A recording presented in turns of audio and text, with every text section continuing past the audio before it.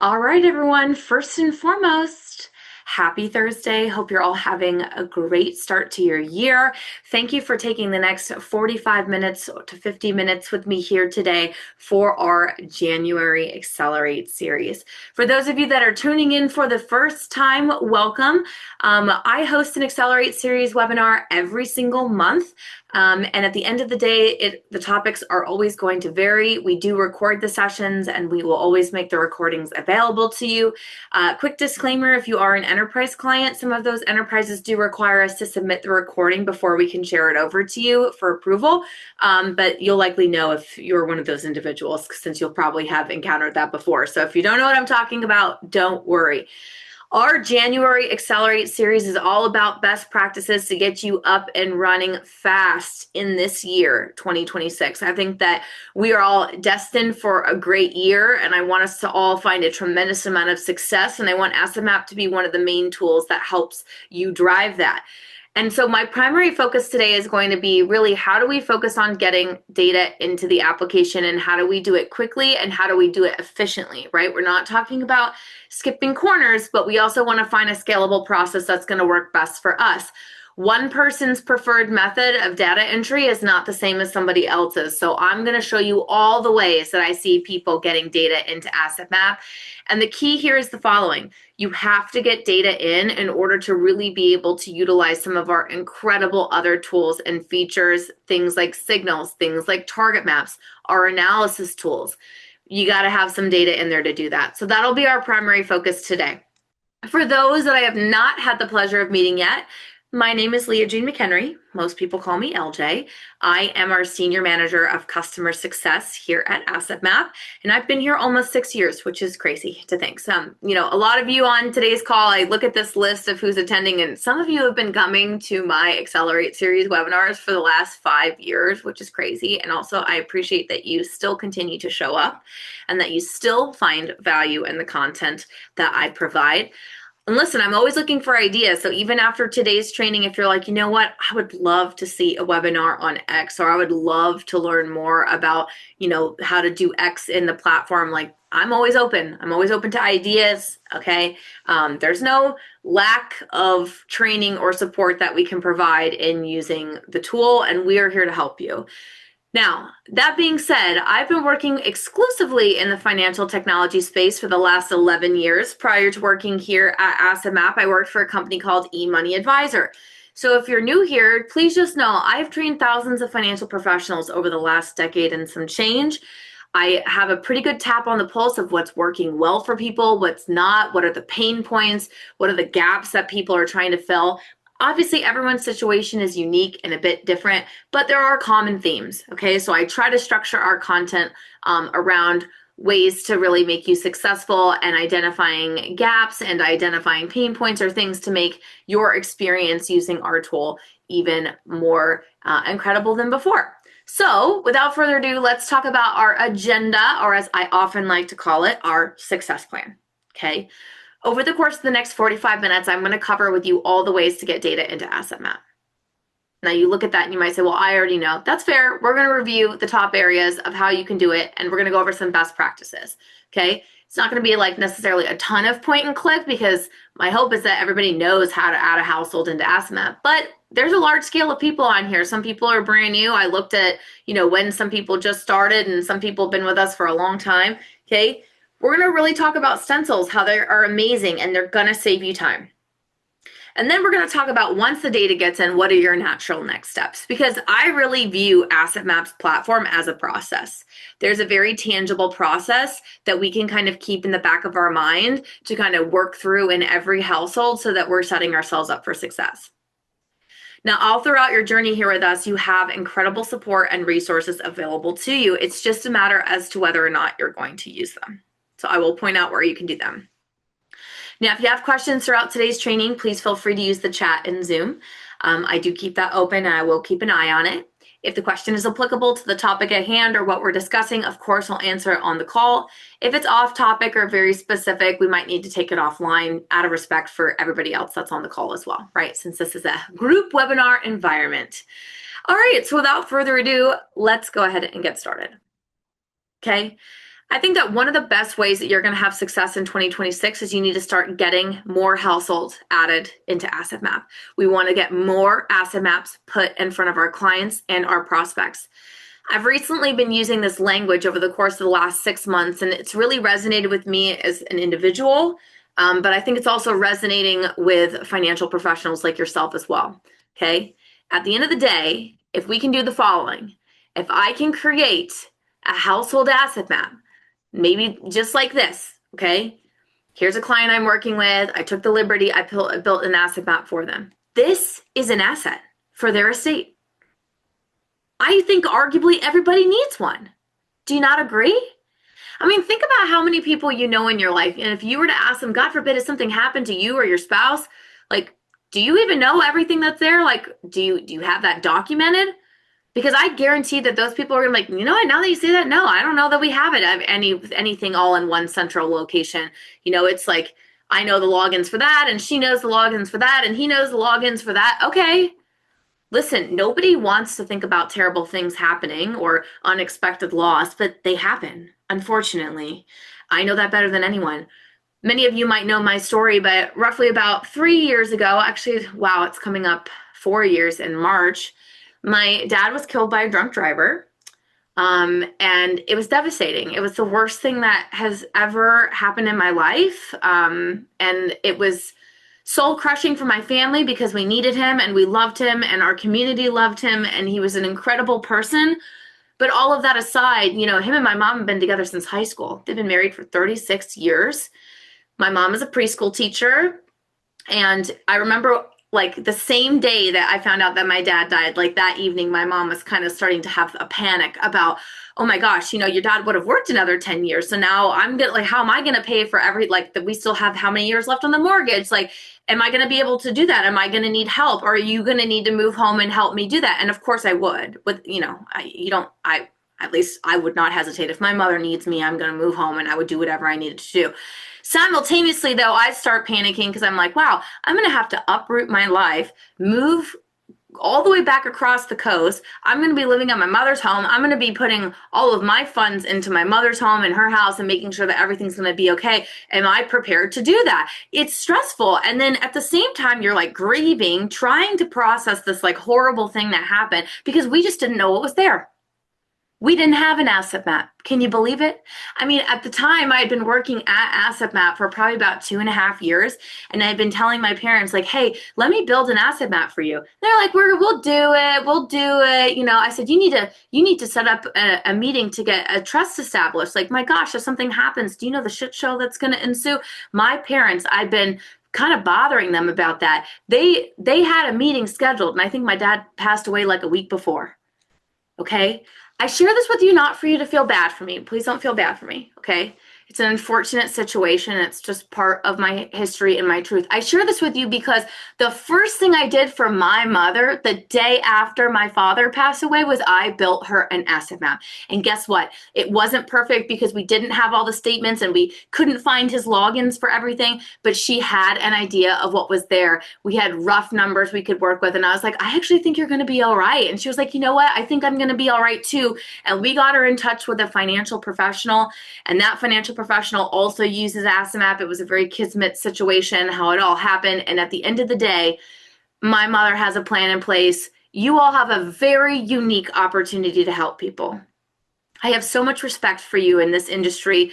And I think that if you're a financial professional that's investing in technology so that you can deepen your relationships, that's where you're going to win. No matter any AI, nothing, like human connection is so important. And that's an opinion and a stance that I will stand by for the rest of my life.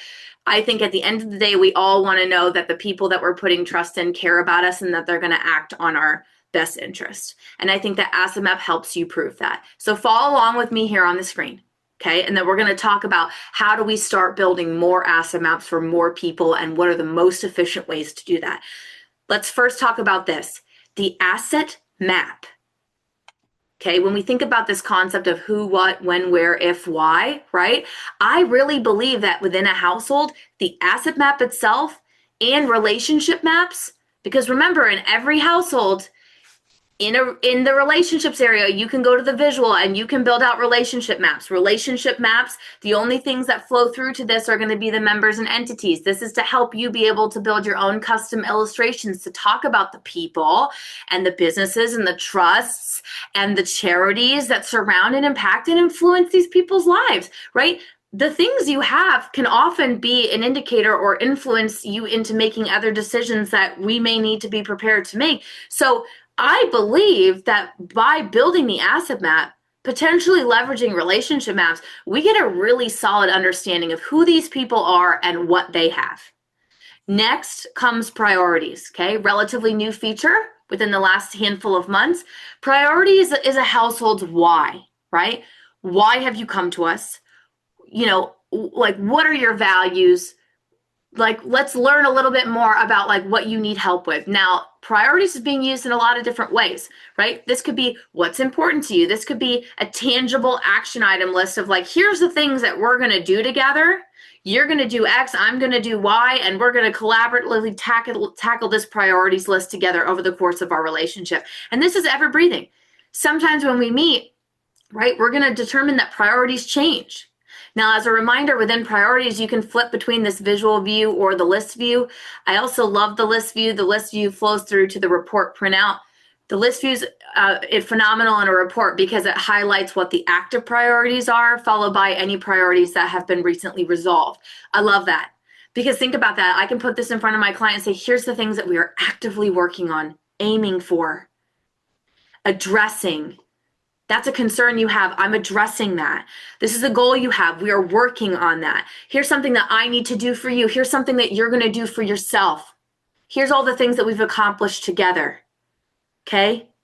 Priorities are the why. Signals are the if. If these things happen to you, are you going to be okay? Do you have a plan in place? And guess what? Whether you have a plan or not, this is a screening tool. This isn't a perfect solve. It brings to my attention if there's areas that we might need to address. Guess where we do the numbers? Target maps. Target maps are the when. When these things occur, are you going to be all right? Let's look at the numbers. Let's look at the math. Right? If you're trending in a good direction, great, let's stay on track. If there's a gap or we're not fulfilling a need or we're really not close to completing a goal, we need to come up with some solutions on how we're going to help them. But listen, you can't really leverage the analysis tools like signals and target maps until we master getting more client data into the application. Now, as a reminder, on the digital asset map within every household, you get access to your sidebar over on the right. Okay, your sidebar is these applets over here. This is the intention behind sidebar is you could leave this open while you're presenting asset map live up on the screen in a client meeting. Why? The plus mark in sidebar allows you to very quickly manually add anything that might be missing. The gavel icon is for legal instruments. We can quickly notate any additional legal instruments. Now remember, legal instruments are basically the same thing as a financial instrument. We are simply notating, do you have a will? Do you have a financial power of attorney? Do you have a healthcare directive? And guess what? If you don't have those things, and I think that those things are important, I'm going to go right down to the priorities section and we're going to add that as a priority. You're telling me you don't have a will? That's interesting knowledge. Good to know. Yeah, that's going to be something that we need to tackle together. I'm adding that as a priority. You can add priorities in sidebar, come right in here, and I could even just create a custom one right here. Set up a will. Okay, I want them to set up a living trust. I want them to set up a will, whatever the case is. I'm going to say that that's of high importance. Great. I can add that priority right then and there. Guess what? Down here at the bottom, I can drag and drop it and put it at the very top if that's like the first thing I want them to complete. Okay. In your sidebar, you can also very quickly assess someone's signals. You can also take a look at any target maps that you've created, right? The intention is that we want you to build asset maps and start utilizing these tools live in your client meetings, okay? Now, I know that comes with a comfort level, but at the end of the day, remember, the asset map doesn't have to be perfect. The signals are a screening tool, so they're not 100% perfect either in the sense that like it's round math. There's industry standard algorithms built into our predictive model for signals on the back end. We don't share those algorithms with our users. It's round math. You don't need to get stuck in the weeds behind it. It's a screening tool. It brings to your attention if there's an area you might need to dive into further. Okay. Target maps are going to be where we learn a little bit about the people that we're working with. And again, target maps don't have to be perfect to start either. Because guess what? You're working with a newer relationship. Do you even know what they're spending? How can we truly know what kind of retirement lifestyle they're willing to live if we've never had that conversation? I want everybody to let go of perfection. Let it go out the door, out the window. That's not to say that we're not going to do things right. There's a difference between doing things right and having to say that everything has to be perfect. You're not a mind reader, okay? You could be working with a client for 10 years and you might not manage every single asset that they have. Listen, if you're building an asset map for your existing clients and you manage assets for them, yes, those tiles, arguably, you need to make sure are 100% accurate. You manage those accounts, you can look them up, you can get the values, you can use integrations to tie them to the other tools where you have the values tied to them. Great. Okay. Everything else, like, for example, I have a financial advisor. He only manages like 3 out of like the 5 accounts that I have. So there's 2 accounts I have, and I've talked loosely to him about what those values are, but that's subject to change. He doesn't manage it. He doesn't keep an eye on it. So he doesn't know how much the value is today. That's fine. On my asset map, when he puts it in front of me during an annual review, I don't expect that tile is always going to be 100% correct because he doesn't manage it. I have it being managed somewhere else. So this map is a collaboration between financial professional and your client. This is a collaboration. This is a group project, if you will, right? We need to make sure that this is 100% accurate. So without further ado, let's talk about how we get household data added in and how we do it well, okay? Because at the end of the day, asset map is scalable. I think that you could create an asset map for every single one of your households that you manage. And now you might be someone who's like, I have a very large book of business. I don't know that that's possible. Okay, listen, you purchase asset map for a reason because you had a vision or a goal in mind, right? If you love the single page visual of the asset map because it's just a strong organizational visual that's really great for annual reviews that allows us to make sure we're always on the same page, great. Okay, most of you bought into asset map because you love the visual. Well, let's start creating an asset map for everyone we work with. Now, there's a couple different ways to do that. When you go to add a household, there's 3 methods you can go down. Number 1 that we're going to start with is integrations. Okay, integrations is great for existing clients, meaning you have client data stored in other programs, other technological, tech companies, institutions, okay, where you already have the data stored. Okay, you can click integrations here and you can click manage integrations on the upper right, and we will give you our full list of integrations available. So if you're somebody where you're like, oh, the majority of all of my households of my existing clients are in Orion, set up the Orion integration. If you're like, well, I'm using Orion and Redtail together. Okay, well, first you need to ask the question to yourself, does your Redtail also carry over all of the accounts? Because if all the accounts are in Redtail and the accounts are also in Orion, you're not going to use both of those integrations together unless you do it carefully because you don't want to have duplicate information in a household. Right? Now, the interesting thing about some of our CRM integrations, specifically, I'm going to talk about Redtail for a moment.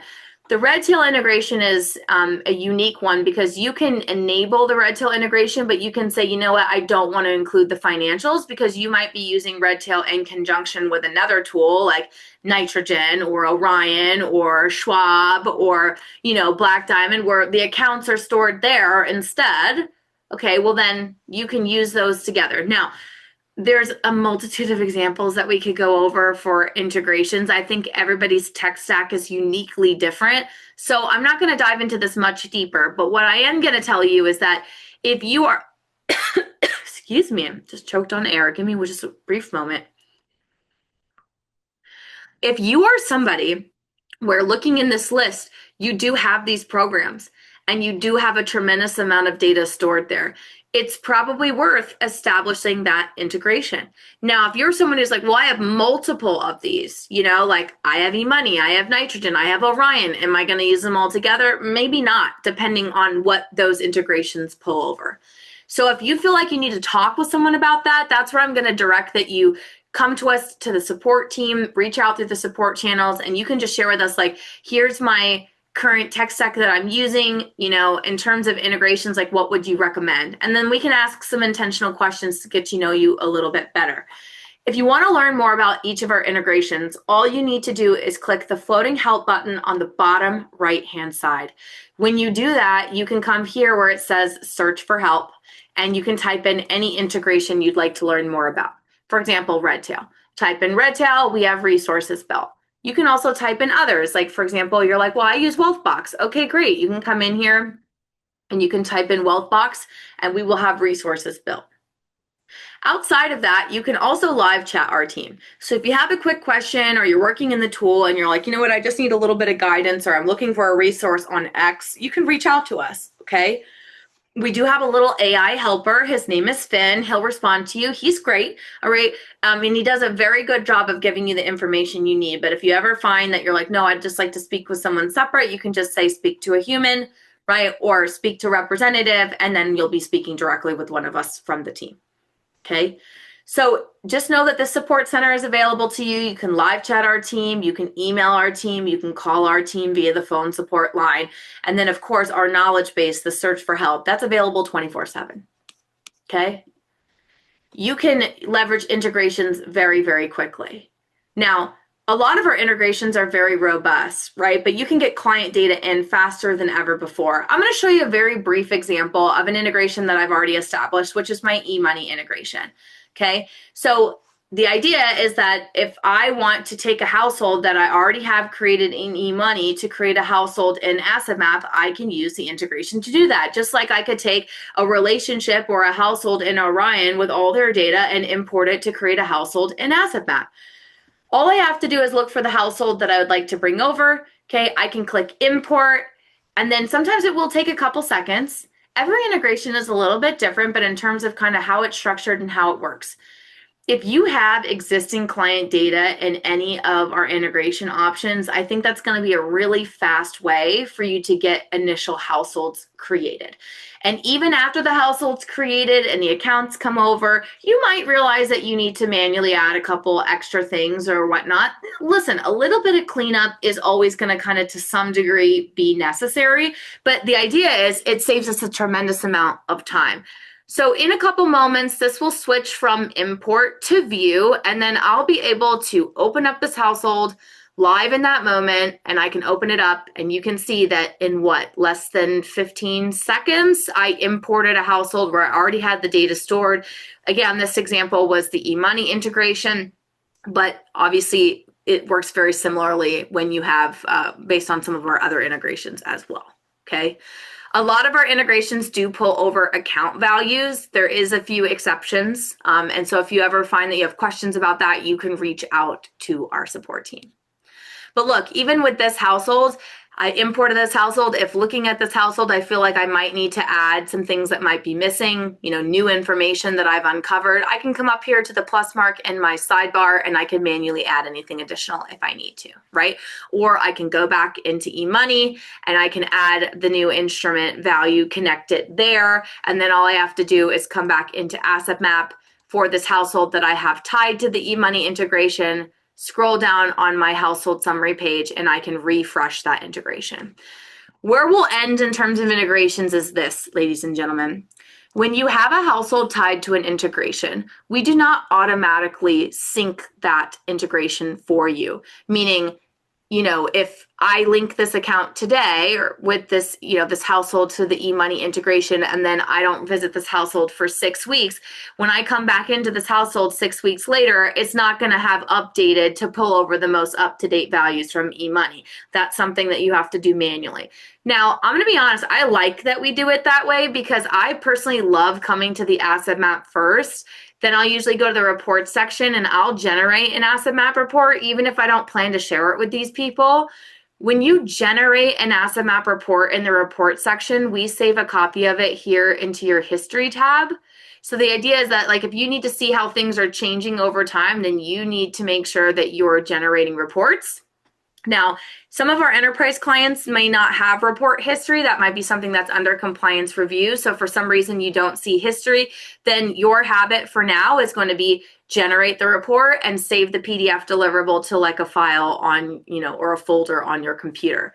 But I generally like to generate a report as is, right? So that it generates that asset map report, this map the way that it is. Then I can go sync the integration again. It pulls over the most up-to-date values. And then if I need to see a side-by-side of like how things have changed, that's really the only way we're going to be able to do that. So just a little best practice that I've seen work well, at least for the firms that I onboard and work with exclusively. So I just wanted to make sure that we shared that with the group. Now, another way to quickly get an existing client added into Asset Map, honestly, is manual entry. Believe it or not, manual entry is one of the most efficient ways to get households built if you don't have the data stored in an integration that we have available to make a connection with. Okay. Now, sometimes people get deterred by manual, right? They hear the word manual, they're like, oh, it's a lot of work. I'm going to be honest. I love manual entry because I think it's just so fast. It's like one of the fastest ways to get a household added.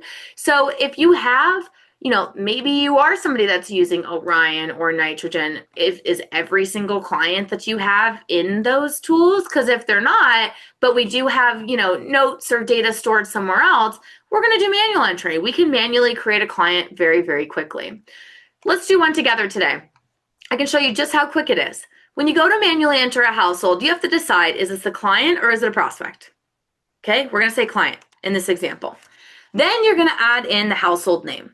I would say the majority of the time you're typing in the household's last name. Now, if it's a common last name or you have several clients with the same last name, I do recommend putting either first initial last name or their first and last name all together so that you don't get confused, right? For example, in my financial advisor is my financial advisor, but there's other financial advisors in the same firm, okay, that also are working with like my brother and then my other brother and his wife and then my mom. We all have the same last name.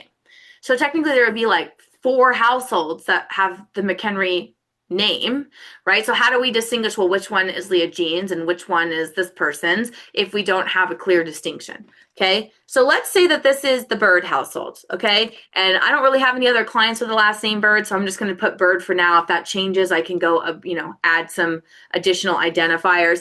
Now, my primary client, his name is Marty Bird, so I'm going to come in here and I'm going to add in his name. I look up his birthday. His birthday is November 2nd, 1975, gender, male, add member. Great. Now, Marty is married to his wife, Wendy, so I can add her in as well. Pull up her birthday here. Her birthday is going to be August 18th, 1977. Gender, female, relationship, spouse. Now, they do have 2 children, Charlotte, Jonah, and they have a business. Do I have to add them right in this moment? No, I can add it later. You can add their city, state, and country. You can also add that later, but in order to get the household created, you're simply going to click add. Now, that took me what? 30 seconds, and it only took me 30 seconds because I'm narrating it for training. When you manually create a household for the first time, we'll prompt you to assign or utilize a stencil, okay? I hope you all know about stencils. If not, I'm going to blow your mind today, okay?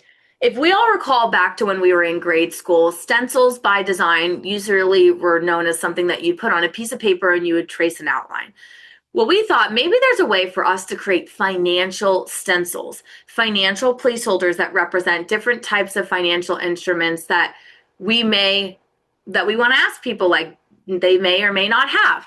Well, stencils are going to be a great tool to use in front of clients where we're still trying to gather information. It's also great to use with prospects in the fact-finding process.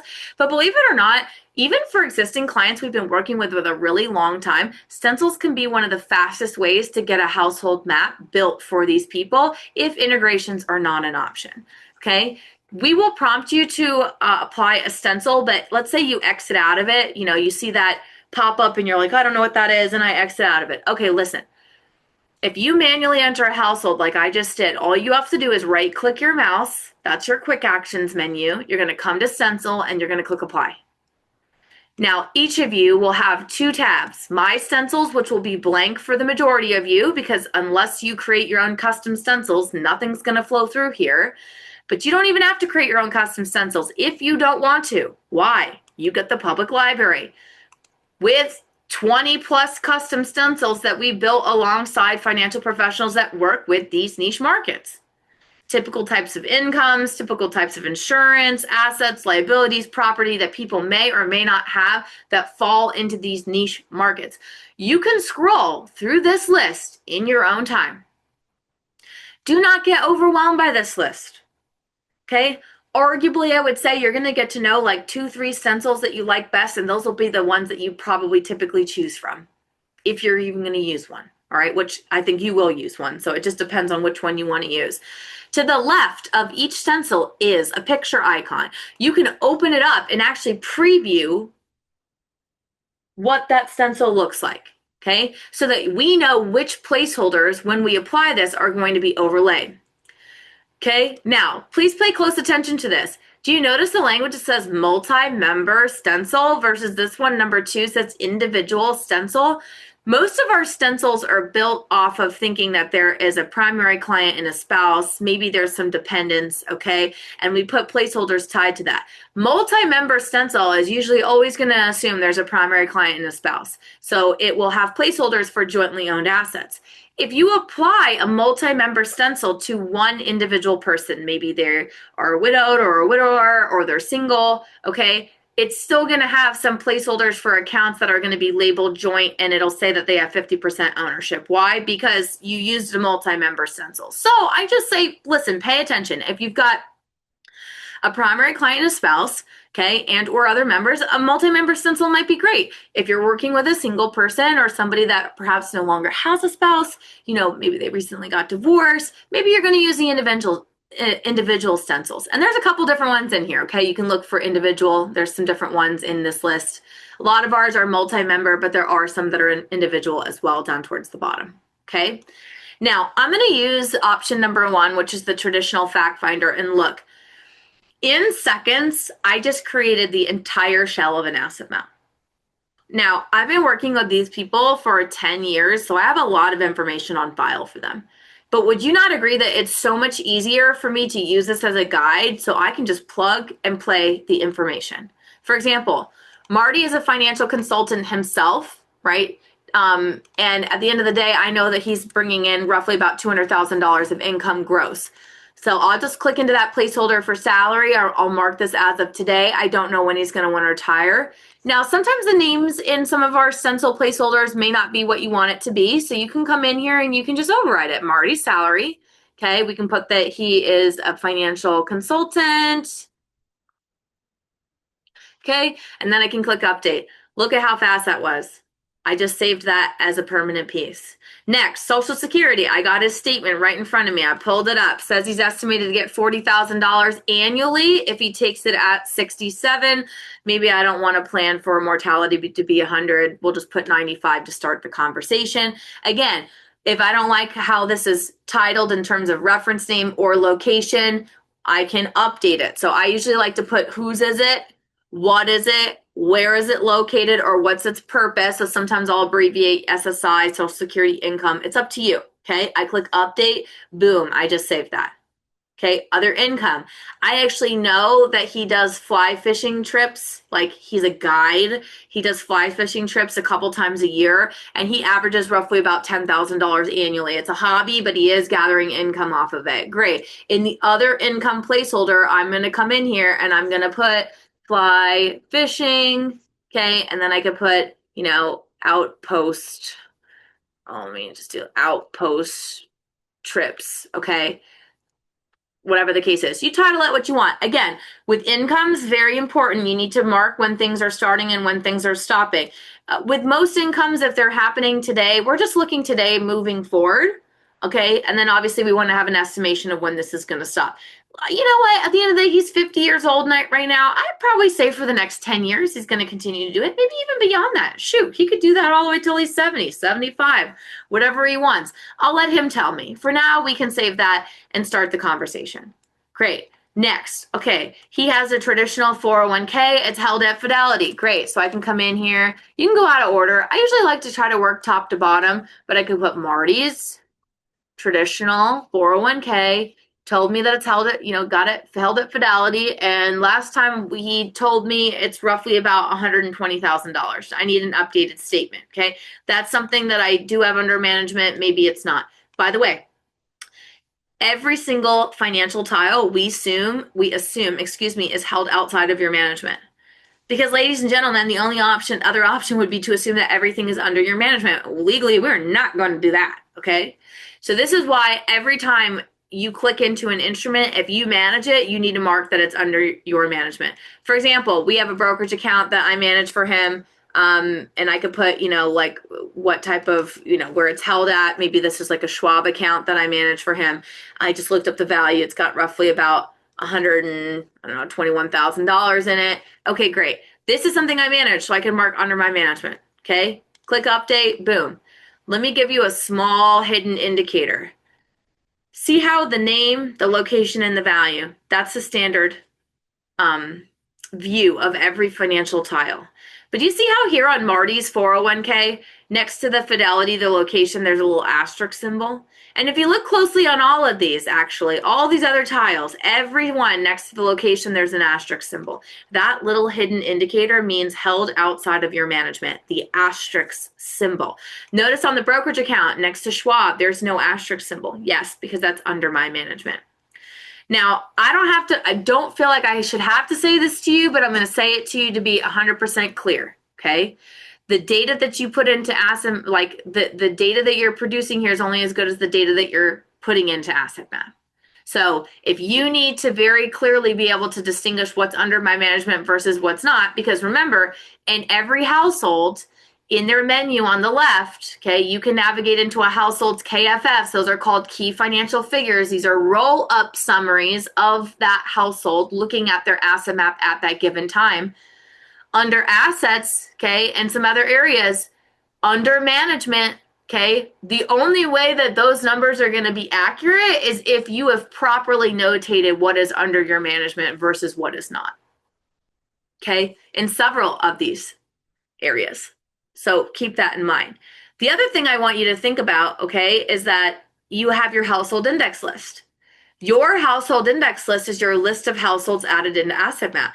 People forget that if you add more and more households, you can actually leverage your household index list to mine for opportunities. We have columns up along the top. Those show data entry insights for those households at that given time. The only way the accounts under management column is going to be accurate is if you're notating, okay, what is going to be under their management. And then we can go from there.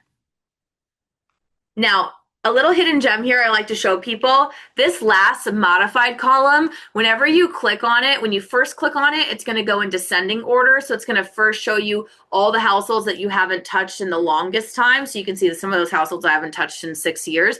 You click last modified again up at the top, it will show you the most recent households that you've been working on. So like if you can't find the household you were just working on, I usually come here and I'll use the last modified so that I can pull that back open and then I can continue working off that household moving forward. Okay, but if I have the documentation or I have the sources, I can build an asset map for an existing client pretty quickly. And guess what? I can keep the remaining stencil placeholders if there's things that I feel like, you know what, I might need to follow up with them and ask them about that. I think that you'll find that as the more you build asset maps for existing clients, you're going to realize that there might be additional questions that we can ask them. If we can uncover more, we can learn more, we're going to better serve them. It's going to deepen our relationships. And maybe there's opportunities for us to, gather some additional assets under management.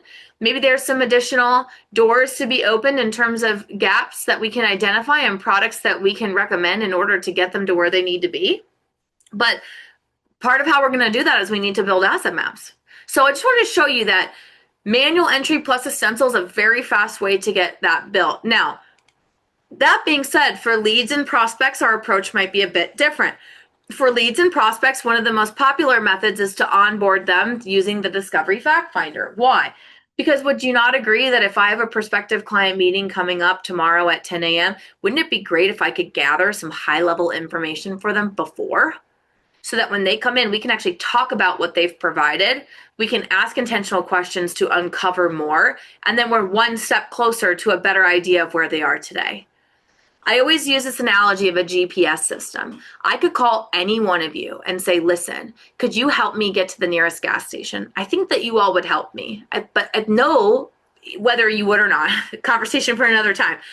If you would help me, I know that the first thing you're going to ask is, where are you though? Like, what's your starting point?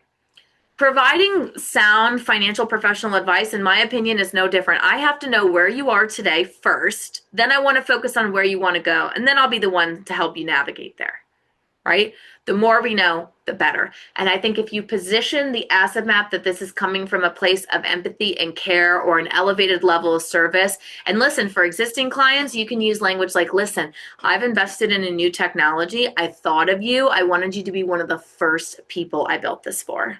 Take a look at what I built. Look at this financial map I built for you. Now, keep in mind, obviously all the things that we manage, those tiles are up to date. All the other things I added, that's just things that we've kind of collected or shared with one another loose in conversation. So, if I don't manage it, I might not have a statement for it, but I wanted to check in with you. Is this still accurate? Is this up to date? Let me know if anything needs to be added or fixed or adjusted. That's a level of service I would appreciate. Okay. Now for new leads, prospects, people we don't know hardly any information about, why not onboard them through a digital fact finder? Why not make that digital fact finder the pre-meeting requisite for your upcoming meeting? That's where people are leveraging discovery. When each financial professional clicks into discovery, they are gifted with 2 different discovery link options, outbound at the top, inbound at the top as well. Now let's be clear, Asset Maps Discovery Fact Finder, the questions are preset and are the same. The questions cannot be modified as of today. But if you're paying attention on today's call, your brain right now should say, well, wait a second, if the questions are preset and the same, why are there 2 different options, right? They have to be different in some way. Well, you're right, they are. Here's the difference. Inbound, your inbound link is one link handy you can send to anyone at any time. Why? Because your inbound link is one link that's gated. Your profile picture, that's me, okay? Okay, your profile picture, front and center, and then anyone that you send this to gets the same experience. First, they have to type in their name, okay? Type in their email address, mark that they're not a robot, click continue, and watch what happens. They then get a branded welcome page. They then can go through the preset series of questions. Notice that my inbound link was a great extension of me, front and center. And even here, once they get taken to the branded welcome page, there's my profile picture on the bottom left. There's my name. Great branding, okay? Some of you, if you're on an office setup, meaning a firm setup of 3 advisors or more, you might have firm branded discovery. That's a perk of being on an office setup, is that your discovery can be branded to the firm if that's what you decide. Okay, but let me tell you this. Very clearly, we tell this person, hey, Victor, we're going to ask you about X, Y, and Z. And guess what? This should take you less than 15 minutes. Okay, cool. Great. Let's get started. He'll click start now, and then he'll go through the preset series of questions. Now, listen, you can create as many outbound links as you want. Or excuse me, you can use your inbound link and send it to anyone you want. Your inbound link is actually going to be the link you want to use if you're trying to do any type of marketing or email template, or you want to do a plug on your website. You got to use your inbound link. Why? Because you got to use a link that multiple people can get the same experience. That's your inbound link. Your inbound link also comes as a QR code. Some of my advisors, some of my firms, they like to take their inbound QR code, add it to the back of their business cards. Sometimes when they host in-person events, they'll put their inbound QR code up at the end of the presentation. They'll show a sample asset map. They'll say, listen, for a limited time, I want to build everyone in this room a complimentary asset map. This is an asset for your estate. Scan my QR code up on the screen. It'll take you through a quick 10-minute questionnaire. Now, ladies and gentlemen, the other option is outbound. Outbound is, I want to send this digital fact finder to someone, but I want the welcome page to be pre-branded with their name on it. Think of outbound as white glove factor, warm lead, okay? Now, let's say, for example, that I am meeting with a gentleman on Monday. His name is Christopher Walker, okay? I type in his name. I then initiate interview. Just like that, I can now copy this link and send it to Christopher and say, in preparation for our meeting on Monday, I would love to start gathering some high-level information for you so that I can start building a financial map of where you are today. See example below. If I can make any recommendation to you all, I think we can all agree that most of us don't click on links to things that we don't really know what they are or what they mean or what we're going to get out of it. I don't think that our prospects or leads are really different. So I want you to be very clear. If you're working with a prospect and a lead and you want to onboard them through discovery, I want you to use very choiceful language, such as, part of our process is we want to start gathering some high-level information as to where you and your family are today so that we can spend more time on the things that matter, your goals and your concerns.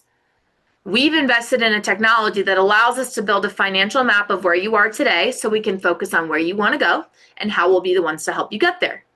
See sample map below. There's nothing like a visual. Arguably, I would say most people are visual learners.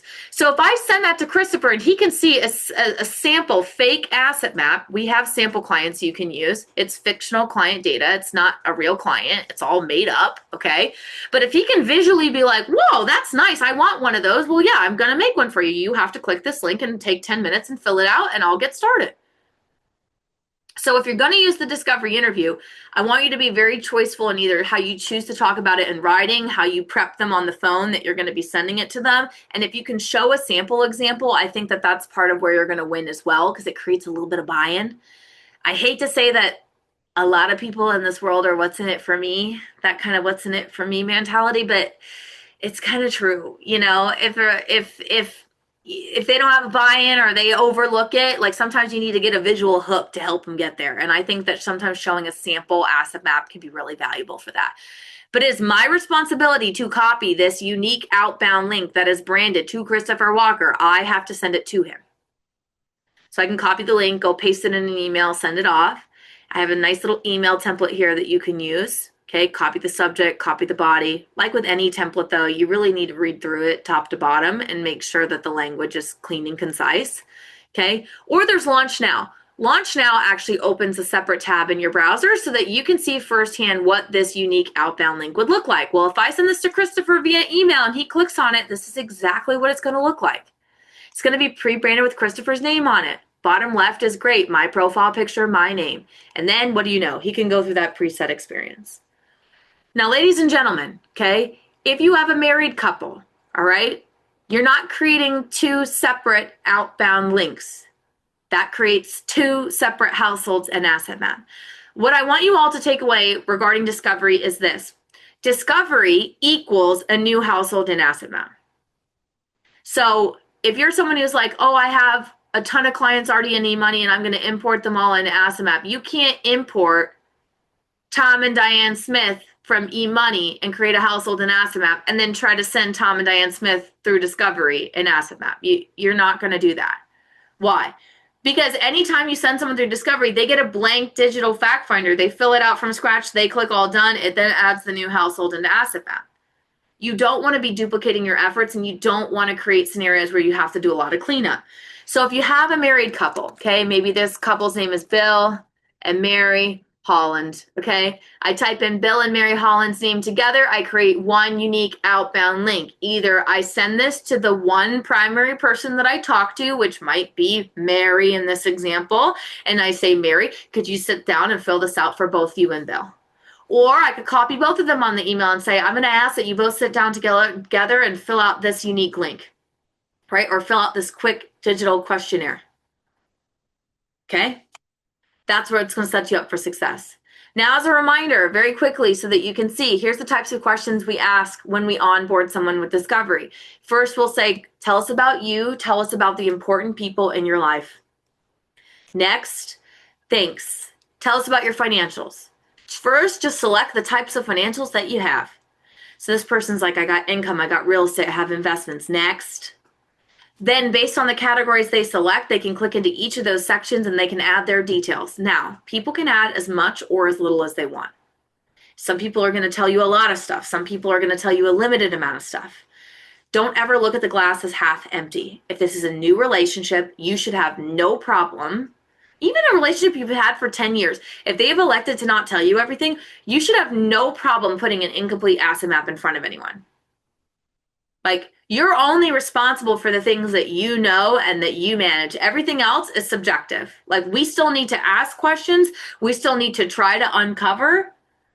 But at the end of the day, like, I'm asking you to fill this out. You filled it out. I built your map. Is this everything? And they're like, well, no, I have other stuff. Okay, great. Let's get it added. We can continue the fact-finding conversation from there.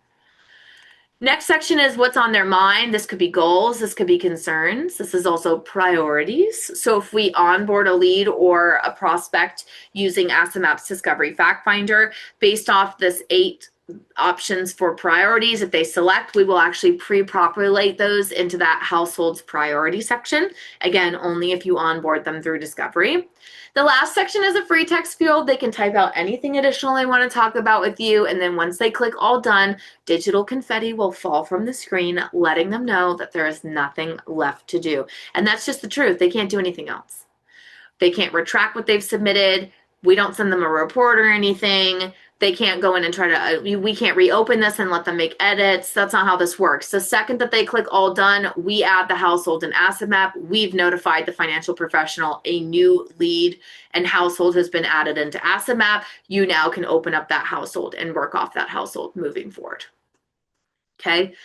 As a quick aside, I want to highlight for the group, if you come up here to your search bar on the upper left in-app, you type in the word sample, you should have roughly 6 or 7 fully built out fictional fake clients. These are great for playing around on the platform. These are great for finding one sample that you want to work off of and kind of manipulating that sample client to mirror your typical demographic. There's nothing better than having a sample example so that if you need to pull something up, you can freely show someone like, hey, this is something I can provide to you. And again, it's a fake client, it's fake information, and you can say like, this is a sample, this is all hypothetical data, but I'm going to be able to build you a map just like this. Now, once we get the email notification that a new lead's come in, we can log into Asset Map. We can shortcut into Discovery here, bottom center of the screen. That's a shortcut. You look for the person's name in this list. You're like, great, that person filled it out. You can see to the right, it says 100% complete. Great. Then the household will be available so that you can open it up at any time. So I can go right to that household. I can go right to that household's Asset Map, and I can see everything that they entered and selected when they went through this experience. Okay. This is what it's going to look like. When they first come through Discovery, it's going to look like something like this.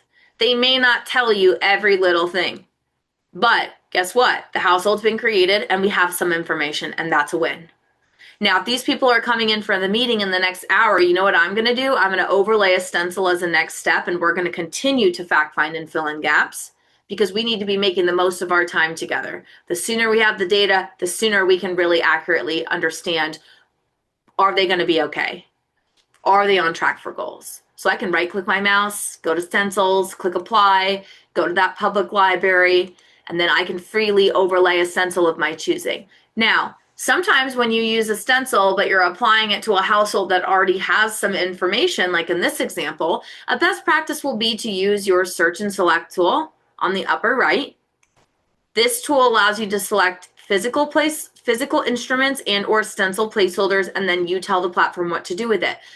I use the search and select tool the most for removing pieces of a stencil I don't want. For example, I don't need a placeholder for employment. They told me their employment.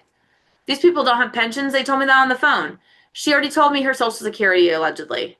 I don't need an extra placeholder for a second Social Security for her. I don't want to talk about long-term disability or long-term care or individual disability day one. Do I need every type of insurance on here? Maybe not, okay? Do I want to talk about crypto or NFT? Not really. If it comes up, we will address it. I know these people don't have any personal debt outside of a mortgage to the one home. If I know that and that's it, then great. I'm going to click delete on the upper right, and I'm going to remove those 16 stencil placeholders. Everything else, I want to keep. So you can apply a stencil and then also intentionally clean it up And you should do that because at the end of the day, the placeholders that remain should be placeholders that we have an intention of asking, hey, do you have any of these things? And then when these people come in, I can put this digitally up on the screen, or prior to them coming in, I could have come to my menu on the left for them and produce this as a report. Because guess what? Even on the report printout, as long as these stencil placeholders stay here, they're going to be on the report printout too. Now, all of this to say, there are so many ways for you to get household data into the application. And I just want to reiterate one more time that manual entry really is fast. Let's say you have a prospect coming in 5 minutes and you're like, dang it, I would have loved to have onboarded them through discovery, but it's too late. They're coming in now. Okay, do you know what I do for a prospect? If I'm not interested in onboarding them through discovery, maybe I'm like, I should have done it like a week ago. Maybe we sent them the discovery interview link and they never even filled it out. Okay, you know what you can do instead? Manual entry. All you have to do is come in here, mark that this is a prospect, add the prospect household name. You can come in here, you can add in that prospect's name. You don't know how old this person is. You can put an estimate. Okay, you could put today's date to start the conversation. Okay. This guy is coming in and he's coming in with his wife. I know what her name is because I've seen her CC'd on the emails. Okay, so I know her first and last name. Again, I don't want to speculate about her age. I don't have those details. Gender, female, relationship, spouse. I do know that they're married. Okay, great. Look, in 5 seconds, I just manually entered this prospect. I can use the stencils prompt and just click show stencil, go right to the public library. These people fall in the millennial category. Okay. I think they're like millennial, maybe Gen X. Fine. I click apply and look, in less than a minute, I just created the entire shell of an asset map. And now when these people come in, I can put this up on the screen and I can say, listen, part of my process is I want to start building a financial map where you and your family are today. I've started building an outline of yours. Everything you see listed here is a placeholder, but we're going to save the details that are applicable. If you don't have statements and things in front of you, that's perfectly fine. We can put placeholders to start. And if Ed's like, yeah, I'll send you my social security statement later today, I don't have those details, great. Click into the stencil, click update. You don't even have to change a dang thing. We just saved those as intentional pieces and we can add the details later. If Bella says she has a Roth IRA, doesn't have the details, fine, I'm clicking save. We can follow up, we can get the details later. Okay, if he says I have a Roth IRA, great, click update, save, we can add the details later. But if he's like, you know, I'm like, can you give me an estimated value? And if he's like, oh, I've got at least $85,000, at least. Like I used to have more, but then the market dropped. Okay, well, guess what? I'll put 85 as a placeholder. We can update it later. So I just want to reiterate that the goal is to get us here. The goal is to build more asset maps for our existing clients, more asset maps for our prospects so that we can uncover and learn more about them. But once we get an accurate or close to accurate or as close as we can get of an asset map built, this is where we're really going to be able to leverage our analysis tools to identify gaps, and we can show the numbers and the math behind it to support it. And if they're not meeting a need or they're not fulfilling a goal, then we will come up with the solutions on how we're going to help them get there. There's power in being able to illustrate, here's where you are today, and here's where you could be if you were to follow our recommendations. As we wrap up today, I will end with this. I do want to launch a very quick poll for the team. Okay, so I'm going to go ahead and launch this here. Do you love Asset Map? And if you love Asset Map, would you ever be willing to leave an honest review for your peers just to share what you love about Asset Map? Maybe it's the service that we provide from a customer support perspective. Maybe it's that you've been able to uncover and learn so much. I mean, I just had a gentleman literally email me 2 days ago and he goes, I was building an asset map for some of my existing clients, people I've worked with for a long time, and I found out about 2 grandchildren that I didn't even know that they had because they had never brought them up in conversation. And those are going to be important for us to know from a beneficiary perspective. For those that said that you would be willing to leave us an honest review, thank you. I just posted a link in the chat where you're able to do that. If you love us, but you're just not interested in leaving a review, guess what? There's nothing wrong with that. That is perfectly fine. Where we'll end today is with the following. I would like to just say thank you so much for joining this month's webinar. We'll be hosting another one next month in February. If you said that you'd be willing to leave us a review, I posted that link in the chat. As always, be on the lookout for continued training and support. As a reminder, our first virtual boot camp of 2026 is coming up in the next couple weeks. It'll be hosted on Tuesday, February 10th through Thursday, February 12th. As a reminder, if you're on our elite level subscription, you may attend boot camp at no cost. You just have to get the elite code and make sure that you register. If you're on our professional level subscription, we are still offering a couple seats for 25% off if you wanted to purchase a ticket. If you have any interest in that, you can feel free to reach out to our support team. You can do that by using the chat bubble in app and or calling us, whichever you prefer. With that, that's all I have for us today. Thank you so much for your time. Where we'll actually end is the final question is, what did you think of today's webinar? Did you find today's content and training valuable? If you don't want to scan the QR code, you can also click the link that I just copied the wrong one. Let me get the next survey, sorry. Here is the survey. If you wanted to let me know what you thought of today's training, I would appreciate that. So I just posted that in the chat. I'm always looking for ways to continue to make and create content that is going to resonate with all of you, okay? How can I proactively register for the next webinar? Great question. So actually the next webinar has not been posted on the corporate site yet, so you're not even able to register for it. One thing that I will mention is that if you go to assetmap.com, so if you ever just go to, asset-map.com, for example, okay? If you go to our website, what I will say is if you go under the resources section and go to webinars, this is often where we'll post upcoming webinars that you can register for if you're looking for additional training. It's also where we often post recent webinars. So if you ever wanted to find a replay, you can see that I've got several from last year that you might want to take a peek at. But yeah, unfortunately, the February one is not posted yet. It'll likely be posted next week, so you can keep an eye out for that. And we'll probably do some in-app messages to prompt you to register and or some emails, so just stay on the lookout. Okay, question. Are you sending them the discovery to client when outbound versus going over information for them using inbound? Can you explain the differences? Okay, when it comes to the discovery interview tool, you have to decide, are you creating an outbound link and sending it to them and letting them fill it out? Okay.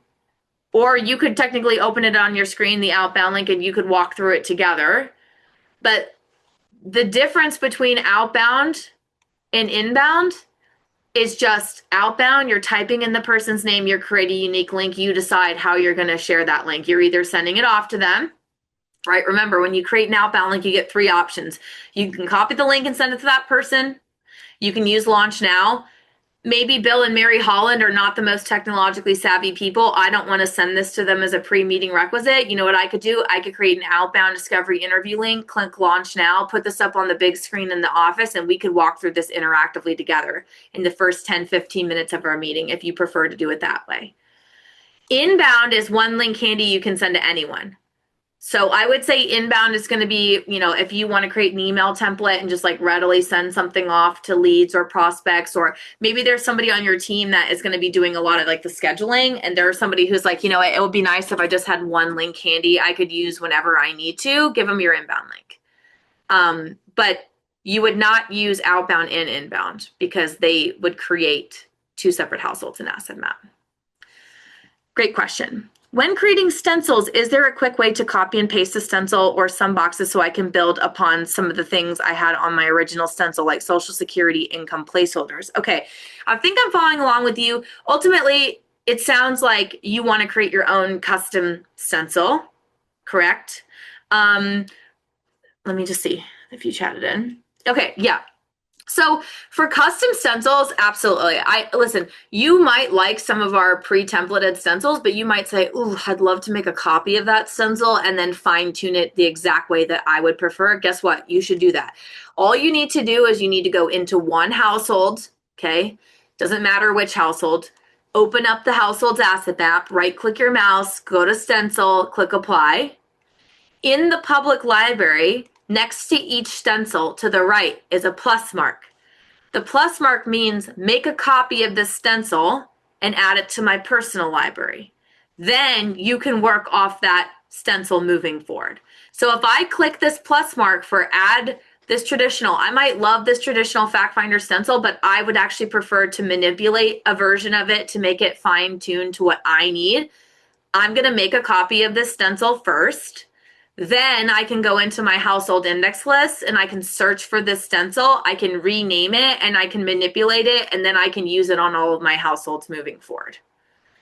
I won't have time to walk through that today because we're on time, but definitely something for us to think about maybe for next month's topic if we wanted to dive into how different ways to leverage stencils. But I will just leave you with this. You can also click the chat bubble on the upper right, and if you go to search for help, you can type in make a copy and type in stencil like this. And this resource here, how to make, edit, apply, and delete a custom stencil, right? It would give you step-by-step instructions. So that might be helpful if you want to check that out. And you can always reach out to the support team if you need continued help. Yeah, of course. All right, everyone, I apologize. We're a couple minutes past. Thank you so much for your time and your attention. I hope you have a great remainder of your week. For those of you that might be affected for the polar vortex that apparently is headed in a lot of our ways this weekend, please stay safe and warm. And I hope that you have the resources that you need and or are making sure that your family and your friends and your neighbors and everyone will be safe too. Thank you, everybody. I look forward to seeing you at future trainings. Have a great rest of your week, and I'll see you at the next one. Bye-bye.